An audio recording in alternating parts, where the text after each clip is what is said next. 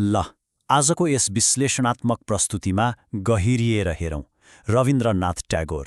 यो नाम सुन्ने बित्तिकै हाम्रो दिमागमा ट्याक्कै एउटै कुरा आउँछ, एसियाकै पहिलो नोबेल पुरस्कार विजेता साहित्यकार। तर के यो एउटा परिचयले मात्र उहाँको त्यो विशाल व्यक्तित्वलाई समेट्न सक्छ त? पक्कै सक्दैन। आज हामी ती प्रसिद्ध कवि र नोबेल विजेताको खोलभन्दा अलि पर गएर हेर्नेछौँ। उहाँ एउटा यस्तो महानायक हुनुहुन्थ्यो जसले साहित्यमा मात्र होइन, सङ्गीत, विज्ञान, ग्रामीण अर्थतन्त्र र शिक्षाको क्षेत्रमा समेत पुरै तहल्का मचाउनुभयो। यो प्रस्तुतिले उहाँको त्यो चकित पार्ने जीवनगाथालाई पर्दाफास गर्नेछ। आजको यस यात्रामा हामी मुख्य रूपमा 5वटा कुरामा सरर नजर डुलाउनेछौँ।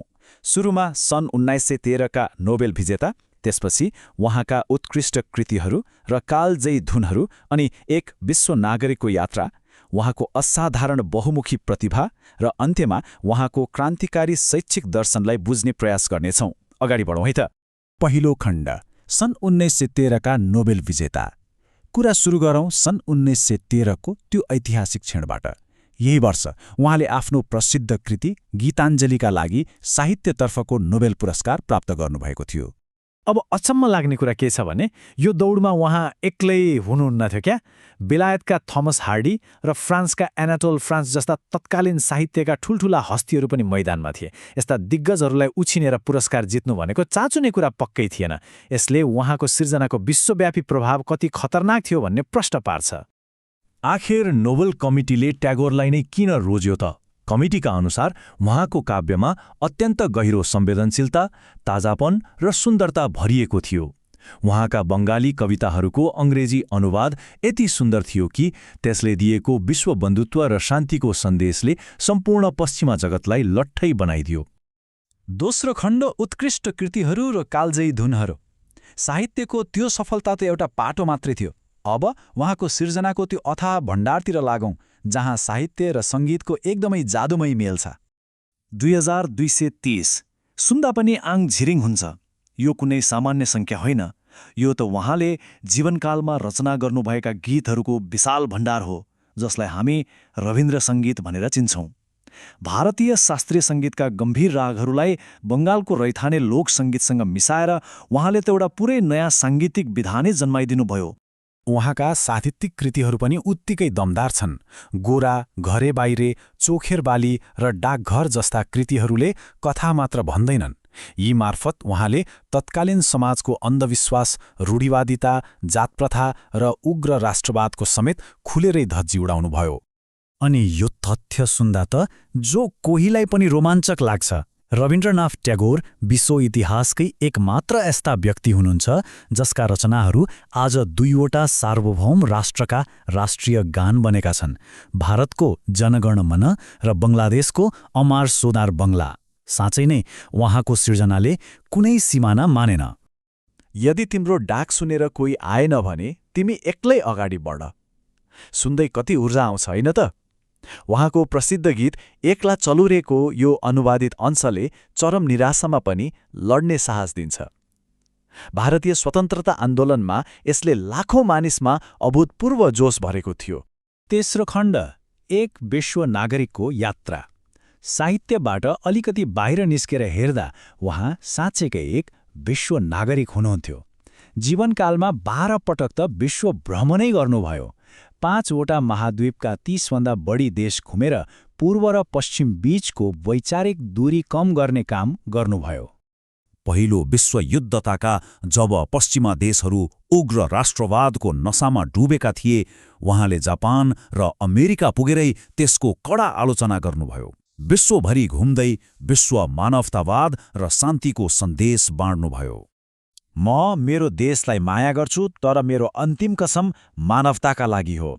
यो भनाइले उहाँको सम्पूर्ण विश्व दृष्टिकोणलाई ट्याक्कै समेट्छ। उहाँका लागि मानवता सधैँ राष्ट्रवादभन्दा माथि थियो। सिङ्गो पृथ्वी नै उहाँका लागि एउटा परिवार थियो। चौथो खण्ड, असाधारण बहुमुखी प्रतिभा। अब उहाँको जीवनको त्यो पाटो कोट्याउँ जसले सबभन्दा बढी छक्क पार्छ। उहाँ केवल कवि वा दार्शनिक मात्र हुनुहुन्न थियो। उहाँभित्र यस्ता अनेकौं प्रतिभा लुकेका थिए जसले उहाँलाई साँच्चीकै एउटा पोलिम्याथ अर्थात् असाधारण बहुमुखी प्रतिभाको धनी बनाउँछ।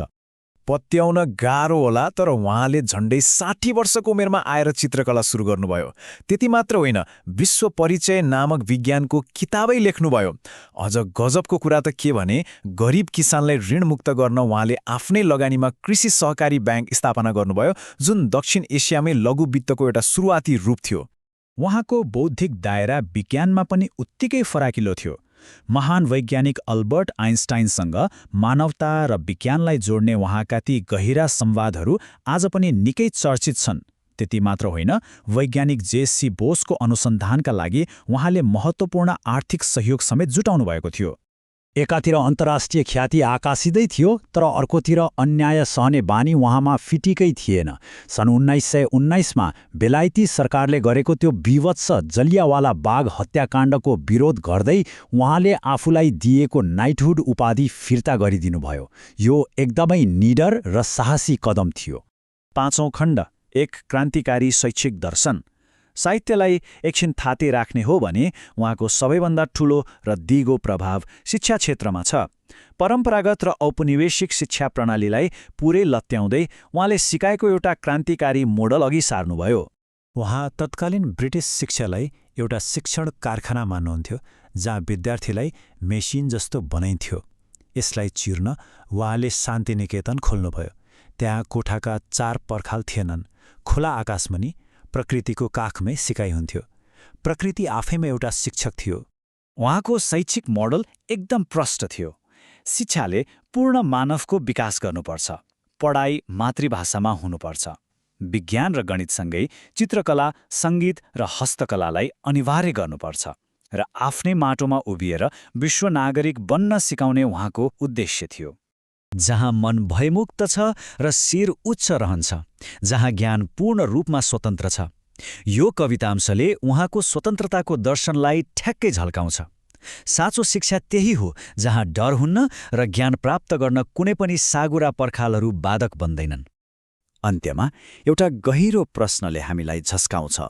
आजका हाम्रा आधुनिक विद्यालयहरूले मानसिक स्वास्थ्य र प्रयोगात्मक सिकाइको जतिसुकै फुर्ती लगाए पनि के हामीले साँच्चै नै ट्यागोरले 1 शताब्दी अघि नै परिकल्पना गरेको त्यो खुला र भयरहित सिकाइलाई व्यवहारमा उतार्न सकेका छौँ त? यो प्रश्नले आजको हाम्रो शिक्षा प्रणालीलाई ऐना देखाउँछ। आजको यस प्रस्तुतिबाट बिदा माग्दै गर्दा यो प्रश्नमा पक्कै विचार गरौँ है त।